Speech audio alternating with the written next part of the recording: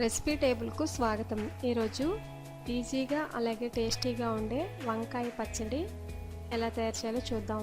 ఈ వంకాయ రోటి పచ్చడి రోట్లోనైనా చేసుకోవచ్చు లేదా మిక్సీలోనైనా చేసుకోవచ్చు.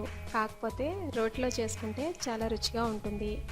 నా సబ్స్క్రైబర్స్లో ఇద్దరు వంకాయ పచ్చడి ఎలాగో అడిగారు, అందువల్ల వారి కోసం ఈ వీడియోను నేను ప్రజెంట్ చేస్తున్నాను.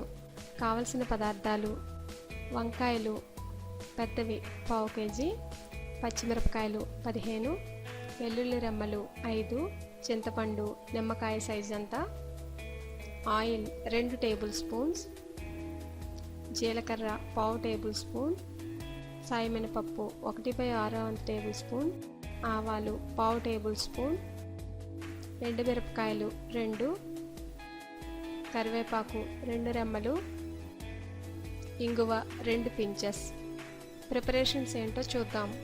ముందుగా గ్యాస్ స్టవ్ వెలిగించి దానిపైన ఇలాంటి స్టాండ్ ఉంటే పెట్టుకోండి, లేదంటే డైరెక్ట్గానైనా వంకాయలను కాల్చుకోవచ్చు. వంకాయలకు ఆయిల్ని అప్లై చేసి ఇలా రబ్ చేసుకోవాలి. మొత్తం వంకాయ పైనంతా ఆయిల్ అంటేలాగా చేసి ఒక పక్కన పెట్టుకోండి. ఇప్పుడు ఈ వంకాయలను స్టవ్ టాప్ మీద పెట్టుకుని బాగా కాల్చుకోండి. కాల్చినప్పుడు వంకాయ కలర్ బాగా చేంజ్ అయ్యి ఇక్కడ మూవీ క్లిప్లో చూపిస్తున్న విధంగా బ్లాక్గా తయారవుతుంది. అలా బ్లాక్గా వచ్చిందంటే వంకాయ ఉడికినట్టు లెక్క.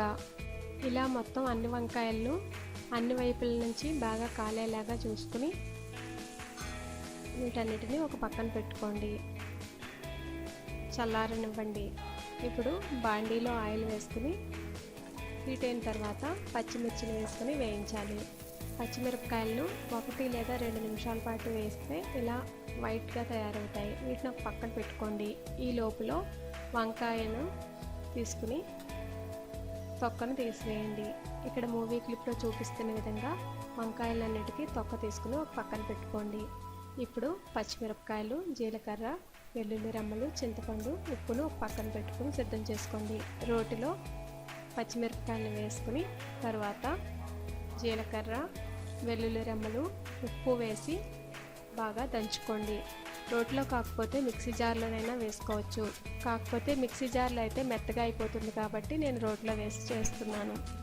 ఇప్పుడు కొంచెం చింతపండును కూడా వేసుకుని బాగా మెత్తగా గ్రైండ్ చేసుకోండి. ఉడకబెట్టి ఉంచుకున్న వంకాయ ముక్కలను తొడిమ తీసివేసి రోట్లో వేసుకుని రుబ్బుకోవాలి.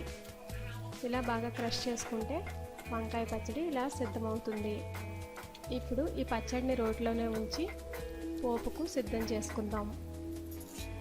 పచ్చడిని మరీ మెత్తగా కాకుండా కచ్చా పచ్చాగా ఉండేటట్లుగా రుబ్బుకోండి. బాణెల్లో ఆయిల్ వేసి హీట్ అయిన తర్వాత సాయిమినపప్పు, జీలకర్ర, ఆవాలను వేసుకుని 1 నిమిషం పాటు వేయించండి.